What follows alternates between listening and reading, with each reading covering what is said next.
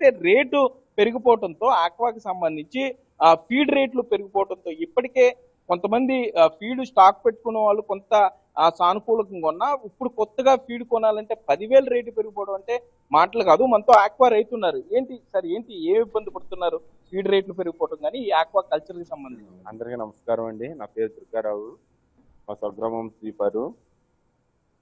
ఈ ఆక్వా రైతులు చాలా తీవ్రంగా నష్టపోతున్నారు. ఆ ధరలు విపరీతంగా పెరిగిపోయి మొన్న డొనాల్డ్ ట్రంప్ వల్ల 50% సుంకాలు పెంచేశారు.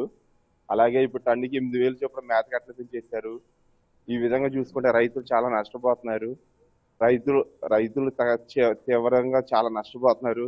దీనికి ప్రభుత్వం మాకు ఆశీర్వదించాలని కోరుచున్నాం. ఓకే, మనం చూస్తున్నాం రైతులు నష్టం. ఒక పక్క మనం చూస్తున్నాం ఇక్కడ ఫీడ్ ఇప్పటికే ఇస్తున్నారు. ఎందుకంటే రైతుకి సంబంధించి ఆక్వాకి సంబంధించి టైం టు టైం రొయ్య చెరువులకి సంబంధించి రొయ్య కల్చర్ కి సంబంధించి ఫీడ్ వేయాల్సి ఉంటుంది. ఈ ఫీడ్ రేట్లు పెరిగిపోవడంతో తీవ్ర ఇబ్బందులు పడుతూ ఉంటున్నారు. ఇప్పుడు జూమ్ మీటింగ్ లో మంత్రి అచ్చెన్నాయుడు కానీ ఇటు ఆక్వా సంఘ ప్రతినిధులు ఫీడ్ కంపెనీల యజమానులు ఏ నిర్ణయం తీసుకుంటారనేది మీద రాష్ట్ర వ్యాప్తంగా ఆక్వా రైతులు ఎదురు చూసే పరిస్థితులు అయితే ఉన్నాయి. రామదాస్.